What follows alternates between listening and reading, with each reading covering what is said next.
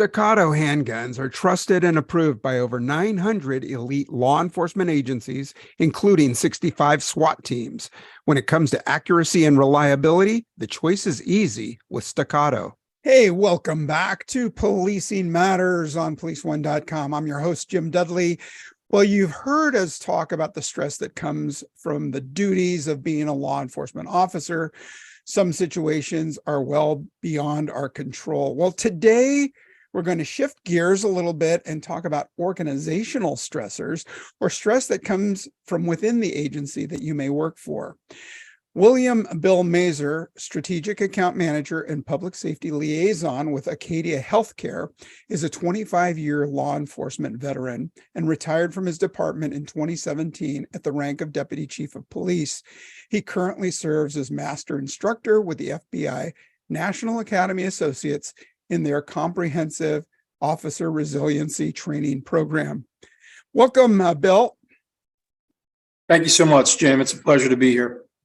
And Joseph, or Joe Collins, is a 35-year law enforcement veteran who retired in 2020 from Two Rivers Police Department in Wisconsin as Chief of Police. He is a Master Instructor with the FBINAA's Comprehensive Officer Resilient Train the Trainer program and serves as a consultant for the U.S. Department of Justice as a subject matter expert in officer resilience. Welcome, Joe. Hey, thanks a lot, Jim. We're just really honored and proud to be able to be associated with this. Well, great to have you guys on, and thanks for what you do for law enforcement officers across the profession. Appreciate it. We know it's needed, and we talk about the stress from the job, right? Going to critical incidents and calls for service, people in crisis, people in agony. We hear stories then of pressure from supervisors and command that can be just as stressful. Is that a valid claim? Yeah, certainly. So what I would say is, in our experience, is that there are stressors from both angles, right? There are frontline officers who face everyday pressures, repetitive exposures to trauma, pressures from the community, pressure to make the right decision, right, in an instant. And then leadership certainly feels that pressure as well, right? I mean, in today's, let's say, climate, there is what I would describe, or what we would describe, as a zero margin of error for leadership, right? CEOs, chiefs, sheriffs. What does that mean? Well, quite simply, you could very well be one incident away from being the lead story on national news tomorrow, right? We see this repetitively. Small town USA, virtually unknown, and some horrific event occurs. We could take something as recent as, Uvalde, right? I don't know how many people outside of Texas or in that part of Texas actually heard of that town before. I would say most law enforcement folks know what Uvalde is now, unfortunately. And so what we say is pressures come from both sides. Is one more serious than the other? No, there's just nuances. They're different, right? And so that's the way we look at these organizational pressures. Now, I would say operational stress and pressure is probably specific to more line officers, line supervisors, because let's face it, they're out there every day. They're the ones who are faced with, let's say, difficult situations, trauma, imminent threats to their life. So that's more of an operational stress thing. The organizational stress starts to become an issue for folks that are maybe support staff who work in an office every day, maybe mid-level management up through senior level management, because organizational stress can come in so many different ways, right? The zero margin of error. Maybe a demanding community issue, maybe a demanding, city manager or people above you who are looking at the numbers and the budget. So the irony of that is that it does the same thing to you physiologically, right? It raises your blood pressure, raises your heart rate, you release cortisol, the stress hormone. And physiologically, it has the same impact on you, but there are different nuances. So that's sort of the way that we look at operational and organizational stress. So you're both. Go ahead, Joe. Sorry. No, and I just to add to that, then some of the other stressors are when critical situations happen, especially for those first line supervisors, because those are the ones that are seeing the calls that officers are going on and the responsibility that they hold for the people that they supervise, because they know they're going into some of these calls and it will change them. You know, you go into some of these calls where children are being abused and things like that. You don't walk through the threshold of that call and come out the same person. And understanding that as a supervisor, we call that vicarious trauma, is that the supervisors are struggling with that type of stress because they have to make sure that they're caring for the people that they're responsible for. So those are other stressors that kind of fit into this whole framework of what we're discussing. For sure. And I think line officers probably feel like, geez, I just got out of this horrible situation. I come back and my supervisor's asking where my hat is, or some other administrative thing that just, you know, they're lacking the acknowledgement of their just past recent experience, most recent experience. So you're both trainers. Who are typical in your classes? Line officers, mid-managers, or command staff? And if you have different ones, how do you tailor the message for each of those? Right. Well, yes to all of those, but then also there's a significant number of professional staff.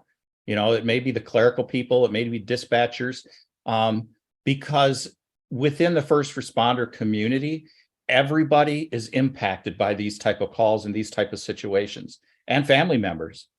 You know, is that we have to understand that being a first responder and getting trained to be a first responder, what we have done organizationally, whether we knew it or not, I think it's kind of becoming a little bit more aware right now, is that we've required them to change their way of thinking. And what we mean by that is that we move them from living in a world of probability. That's the normal human being out there, the citizens. They live in a world of probability, where they can go to the grocery store, they can go to the movie tonight, they can go to the shopping center, the school event, and probably nothing's going to happen. So they get to live in that world. You know, I won't use bliss, but the fact that they don't have to worry about that. And but first responders, what we have required them to do through training is switch from probability to possibility, meaning that possibly tonight, if I go to this basketball game at the high school, there might be an active shooter.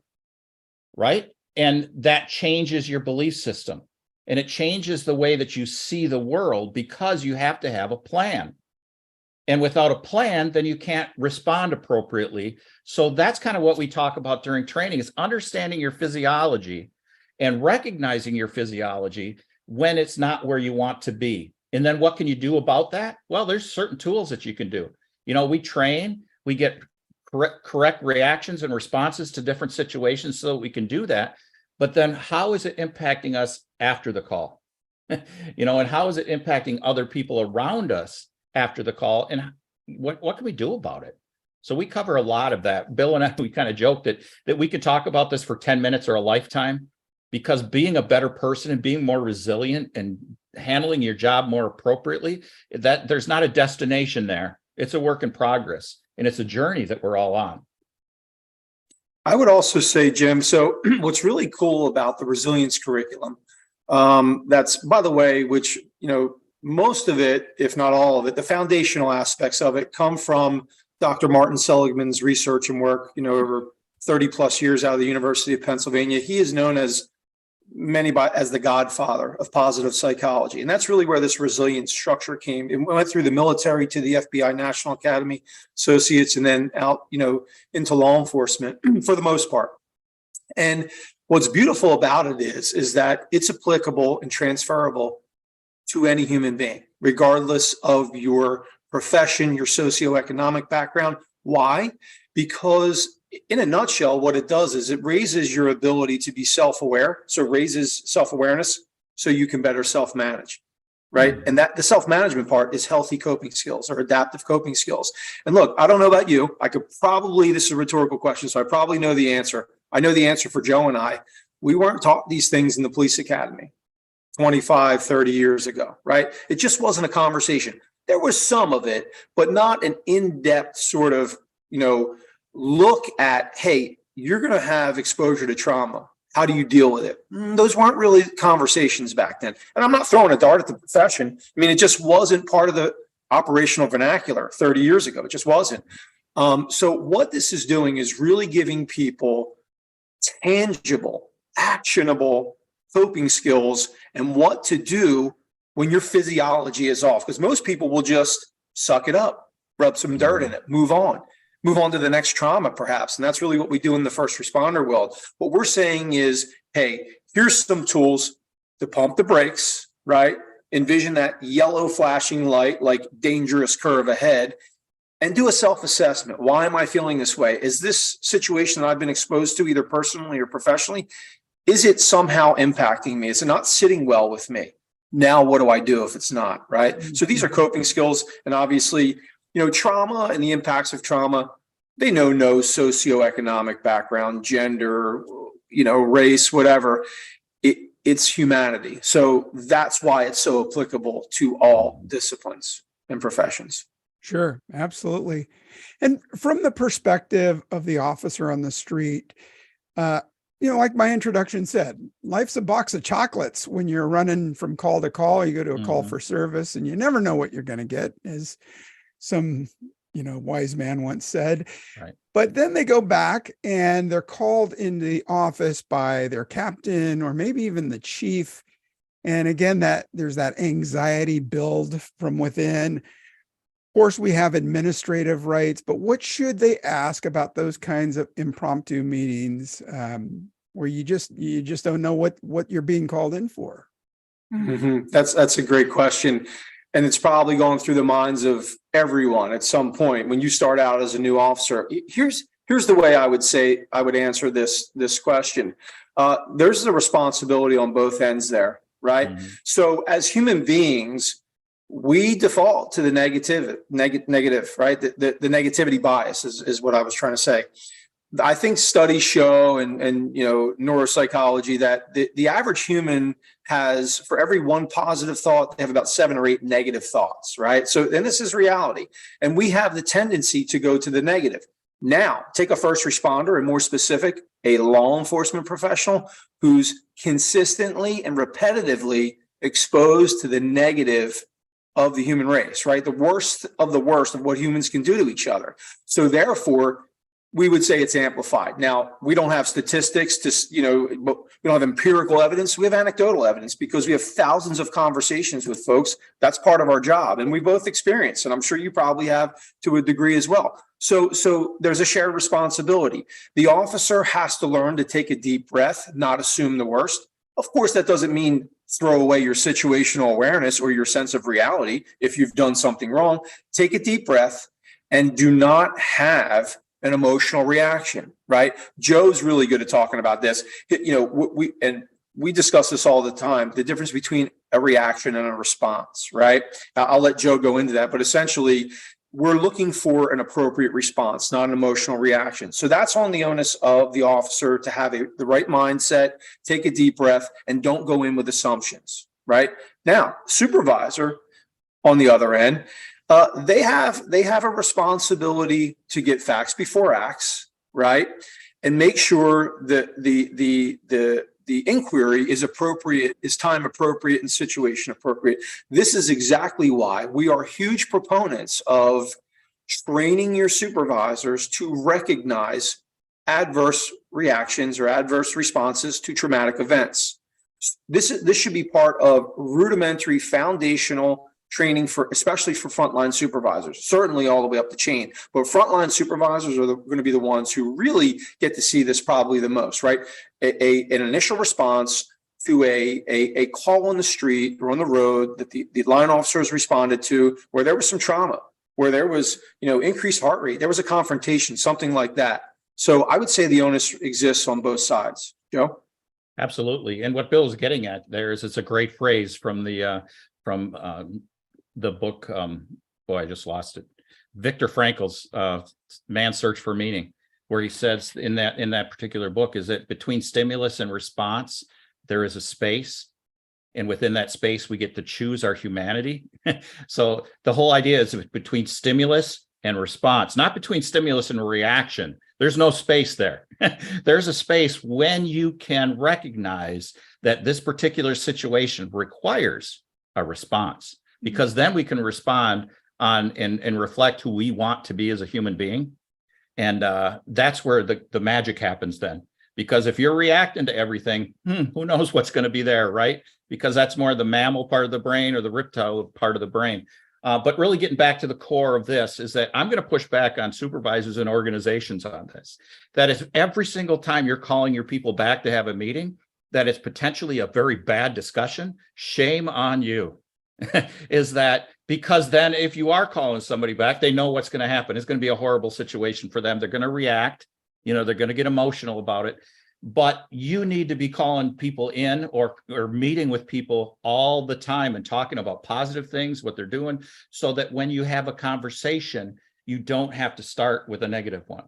And understanding the fact that, we talked about this activation and reaction and things, is that the supervisors have to understand that potentially they are an activating event for their officers in these type of situations. Like Bill said, or you said, that when they're being called in because of something that went potentially wrong or bad or whatever it might be, understand that they may be activated when they're coming to see you. And you have to process that activation away, because what you're really asking for is why it happened. What happened? Tell me what it did. Can I fix it? You may have done a fantastic, you might be in for Officer of the Year, for God's sakes. And all they're worried about is the fact that everybody that comes in here is getting yelled at. And they're not going to hear what you're truly, the whole goal of the conversation is to make sure that if we have to learn something from that particular situation, we're all on the same team, and we're going to learn, and we're going to work through it, and we're going to grow and be stronger as a result. Absolutely. Mm-hmm. It's like all of these things. It's a symbiotic relationship here, is that everybody has to work together to have a good, healthy organization. Hey, Jim, I would offer a finite example, right? So if you have an officer who happened to perform, exceptionally on a call, right? It's a good idea to make some private time and call that officer into a private meeting, but tell them why they're coming to the meeting, right? And it could look something like, hey, I'd like to talk to you about that call at 123 Main Street yesterday, whatever, which, by the way, you handled in an outstanding manner. The tension is cut immediately, right? So when you bring them in and you talk about it and you praise them, and then you say, by the way, I hope you're okay with this. I'm going to share this at roll call.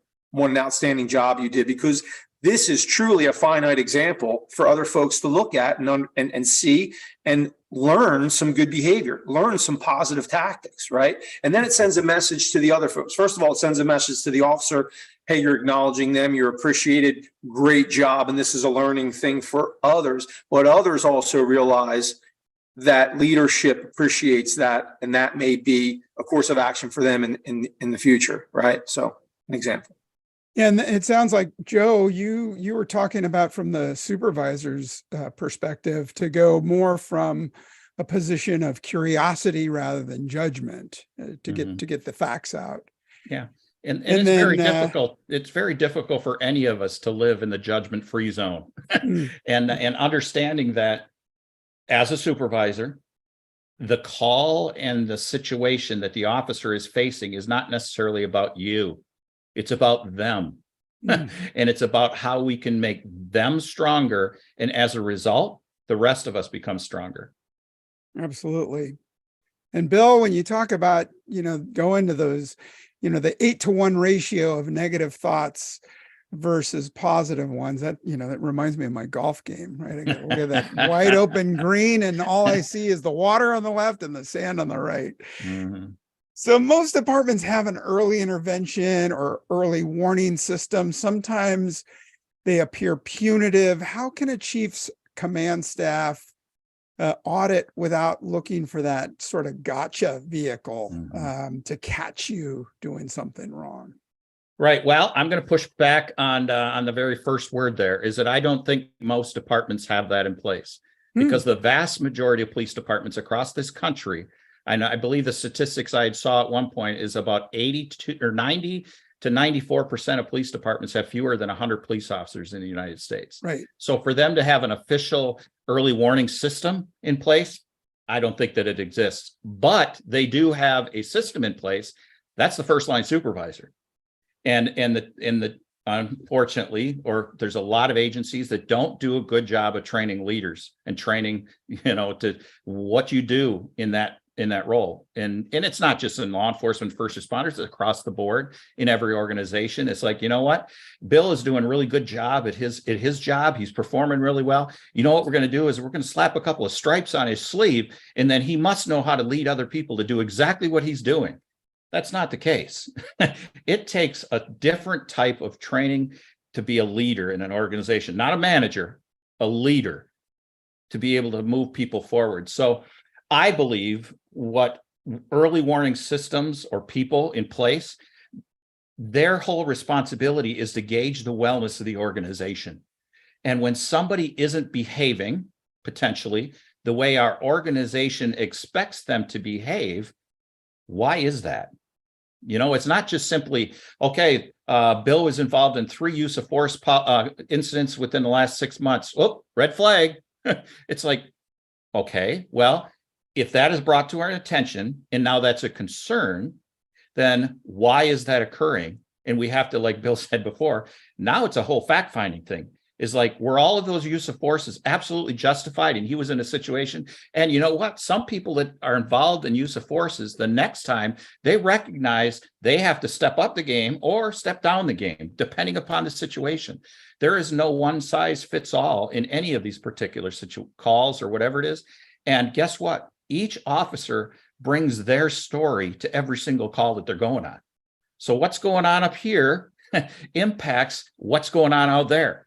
So we have to make sure that we're doing that. And using these type of warning systems is some kind of a mechanism to just constantly berate people or hold them, you know, saying that they're doing something wrong and weaponizing, I guess, this whole process. It's like, that's not what this is about. This whole idea about having an early warning system in place is to recognize when the organization or the organism that we are is not where it needs to be. So how do we get them from where they have maybe drifted to get them back where we want them to be? Or, you know what, they've drifted in a direction that maybe the whole organization has to go that way. So it's a whole idea of like shutting down your judgment and recognizing the fact my attention is now over here. There's a reason my attention is over here. Why is that? So we need to pay attention to those. And I've had discussions with other organizations and people that are now working for some of our records management systems, is that when an officer is doing the reporting out on a particular call, we should know that certain calls are going to impact somebody's mental health. So when they're doing these things, perhaps, and we've had discussions, is that, oh, you went on a child abuse call? There should be something that pops up or does something that's like asks you the question, did this call that you were on just impact your mental health in any way? And if you click yes, the report isn't the most important thing right now. The most important thing is to determine what's going on and how that call potentially negatively impacted somebody. Because when we get trauma and stress into our systems, it stays in our system. It stays in our system until we do something on purpose, the right way to get it out of our system. And the best time to do that is as early in the process as possible. So if I just got back from a drowning of a child or whatever that call might be, guess what? I'm different. And now I have to recognize what we talked about before. My physiology is off. Something's not right. I don't feel right. I need to have a critical conversation with myself. And I probably have to have that conversation with somebody else. And who is that? What is the resources? That information should be readily available. And the first line supervisor, as the early warning sign, should also know that. I would add to that also, a couple of phrases come to mind that Joe and I use quite a bit. The first one is undesirable behavior may be a sign of unwellness.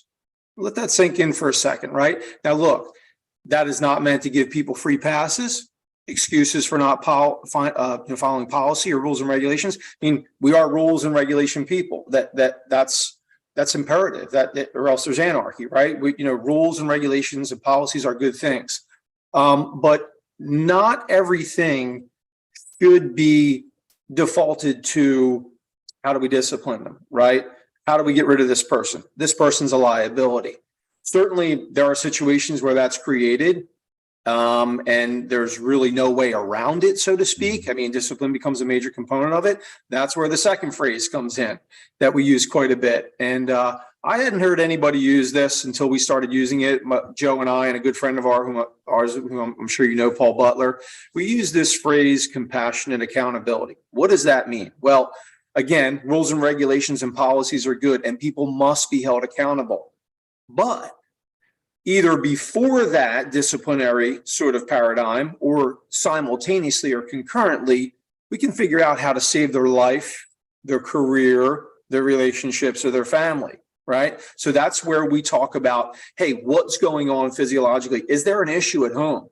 Is there trouble in the marriage? Is there a sick child at home? Now they come to work and their fuse, right? Their temperature, their internal temperature, so to speak, symbolically, is high, or their fuse is low, right? So they're dealing with all these outside stressors.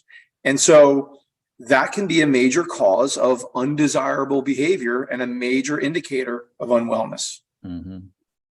Yeah, great points, Bill. And, that's why I have mixed feelings about early intervention systems, but at the least, it gives us some context of our employees. Mm-hmm. And when we have span of control issues, we have declining numbers in law enforcement. And if you have a sergeant now, used to have one sergeant overseeing 6 or 7 officers, you might have a sergeant overseeing 10 or more officers. So that span of control gets kind of thin. So having that sort of baseline number, or how many traumatic incidents, how many uses of force, injuries, traffic accidents, things like that, maybe a new baby at home, those all lend to the officer's performance.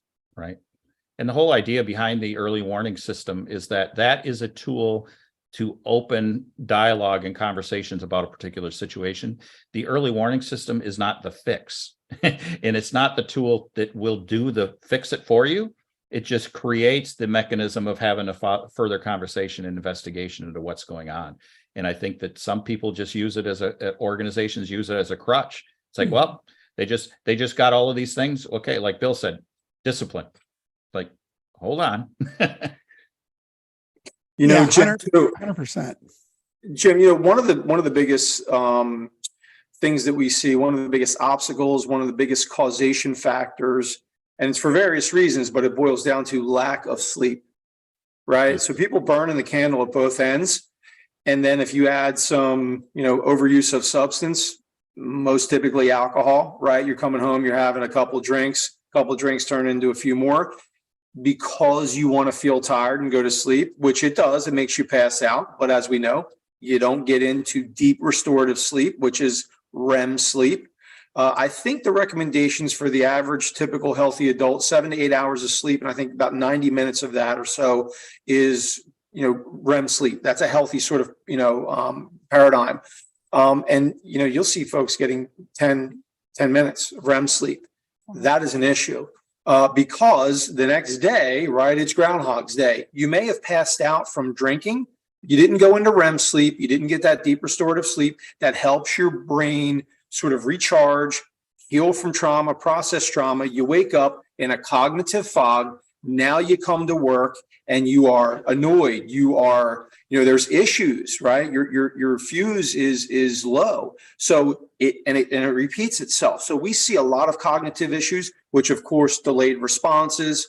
You're talking about sort of confrontational sort of demeanor because of lack of sleep. I mean, think about as new parents, right? And folks who are listening to this who have been new parents, who are new parents, right? How the lack of sleep from a new baby and the mutual caring of a child, what that can do when you lack sleep, right? You're not as good a parent. You're not as good a spouse, right? So lack of sleep is a huge, huge thing that we see as a problem, a causational factor. For sure. Yeah, I want to get into some of the stressors and the responses and some confidentiality issues. But first, I'd like to take a moment to thank our sponsor. Choose the handgun trusted by over 900 law enforcement agencies across the country. With Staccato, you can feel confident knowing you aren't sacrificing incredible accuracy for reliability. Whether you're protecting your family at home or on duty, Staccato has your back. Military and law enforcement receive discount pricing, through the Staccato Heroes program. Visit www.staccato2011/heroes program.com to learn more. That's Staccato, STACCATO 2011/heroes-program.com. And we're back, and I'm speaking with Joe Collins and Bill Mazur, resiliency trainers and police officers. Let me ask you guys about confidentiality. Let's switch gears a little bit and talk about the biggest challenges to confidentiality. If we want to approach a member who may be struggling, oftentimes it's not just the officer, but maybe, their surrounding of their colleagues, and they may know more than you do. What's your approach there, and how do you protect that confidentiality? Absolutely. So I think that really it's important that we have the correct structures in place and the right people in place within organizations so that there can be confidential conversations from peer to peer. If you have an organized peer support team that's trained, in most places now, that's a protected conversation. Obviously, if somebody's suicidal or homicidal, or, if it turns into a mandatory reporting situation, that changes the dynamics of the conversation. But those in peer that have been trained are able to explain those up front before the conversation starts and letting them know. So peer-to-peer conversations, chaplains programs within organizations, outside confidential resources, someone maybe that isn't within the organization that's outside. Bill and I do a lot of work in that capacity in our roles right now, where someone doesn't necessarily trust the organization for whatever reason that might be, confidentiality issues. We talked about policies and procedures quite a bit and having all of these things in place.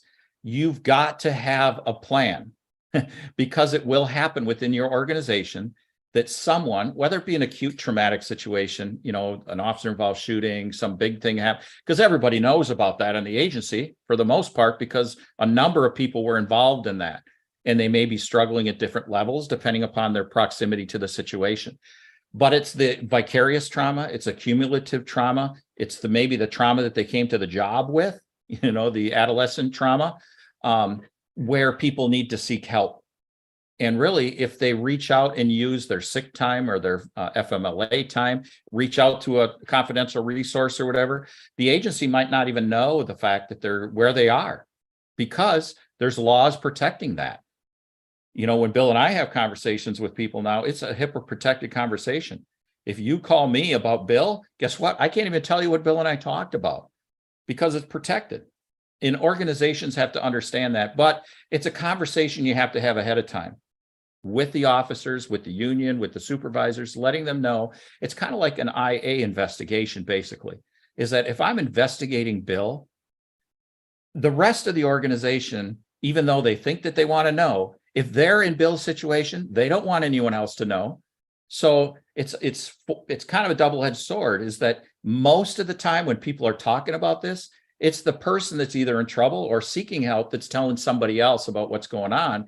And then that just kind of spreads around with gossip, basically, water cooler talk, or so they understand that supervisors are responsible for not discussing that. But then the people that are below in different situations or leading up have to understand that they can't necessarily ask certain questions because they won't get an answer, and they shouldn't be upset about that, because if they were in that position, they should see it the same way. And we also talk about people coming to their organization or not, whatever the perception is. It might be the perception that all of the information that Bill went through recently was told to everybody by the supervisor. So there is a breach in confidence. So the likelihood is that somebody's not going to ask for help, right? Mm-hmm. We talk about policies and procedures in place, and if you don't follow those things, what we kind of jokingly say is that organizations are great at having policies about everything.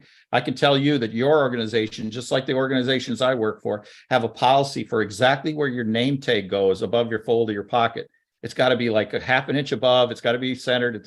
But very few have policies regarding officers in crisis and what to do. And, we talked about this before, is that when a first line supervisor then recognizes somebody's in crisis and you don't have a plan or a policy, because during a crisis, we fall back to the plan, right? The operations plan. And when they go back there and there's not a plan, what happens now is you have two people in crisis, because you have a frontline supervisor that cares about their employee and what they're going through, but they don't know what to do about it.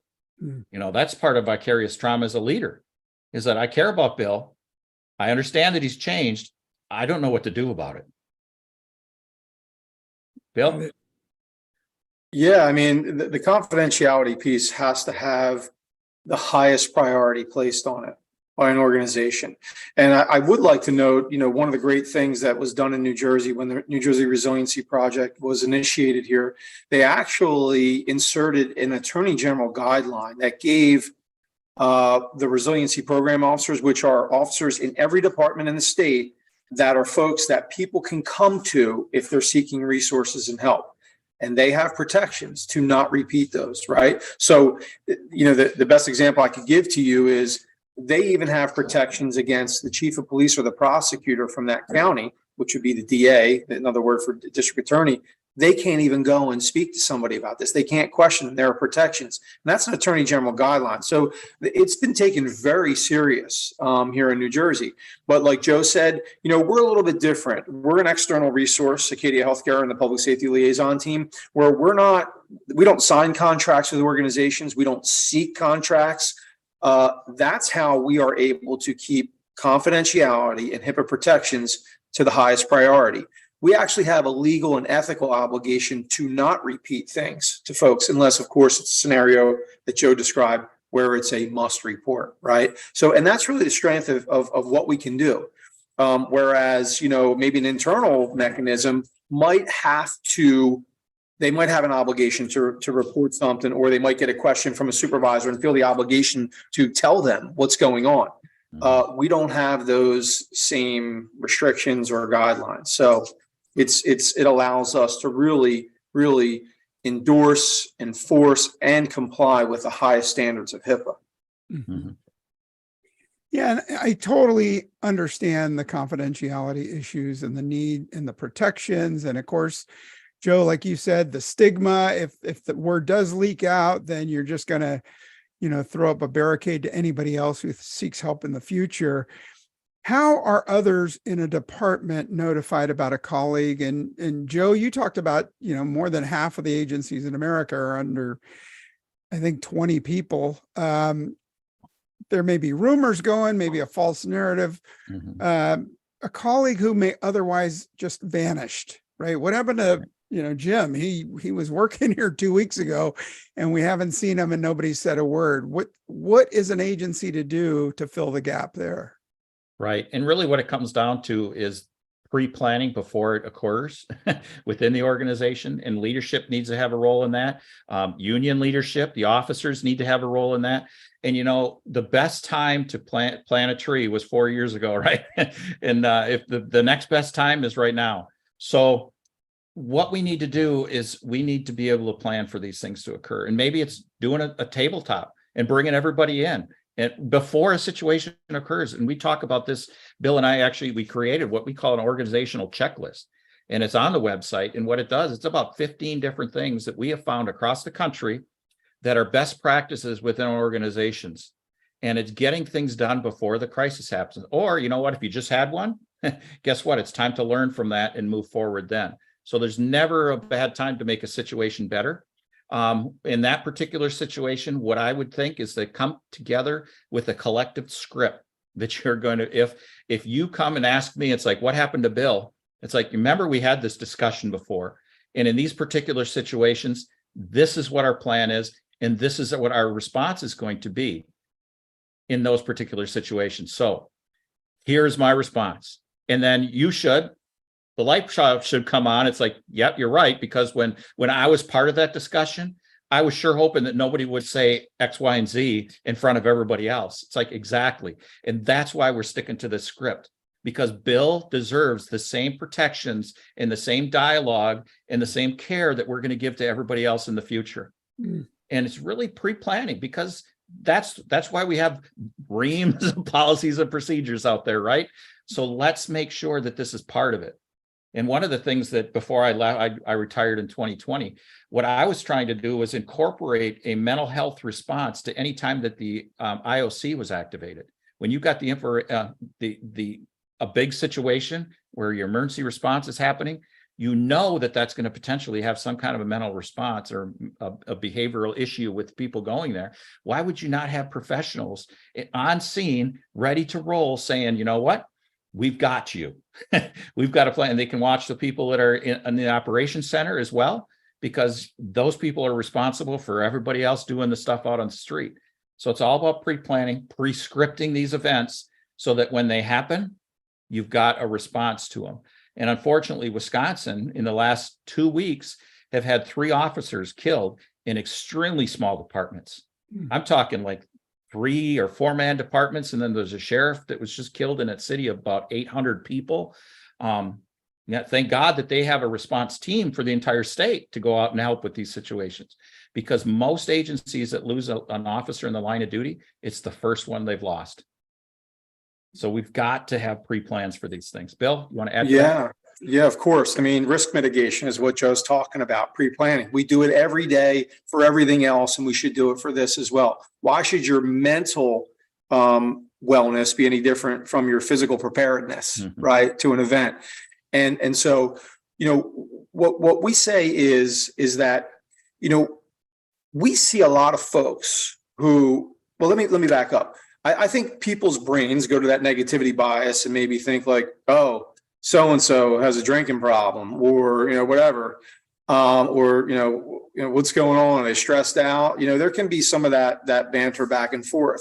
And so, you know, what we see a good portion of is really people who have neither one of those things. It's not a work-related trauma. It's not substance use. It's a major, major personal issue going on, right?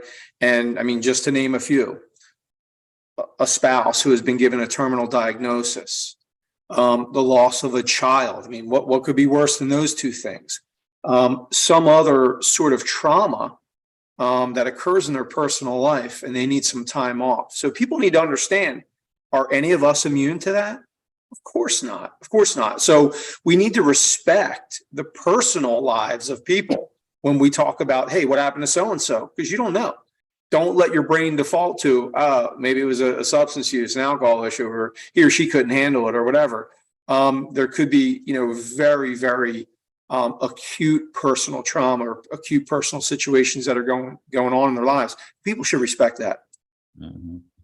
Yeah, I had a leader at one point, and you know, we talk about creating your own personal board of directors is one of our resiliency lessons, and having this group of people that you lean into when in times that are difficult, and you need difficult questions answered, not necessarily agreeing with you, but having these people in place.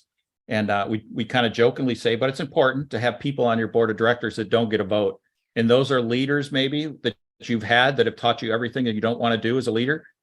And again, I don't hold people responsible for information they didn't have when they didn't have it. But this particular leader, and I was a very type A personality. I was in SWAT, and you guys, Bill, as well. And we need a lot of type A people out there. So this leader said, hey, when you come to work, you need to check your ego outside.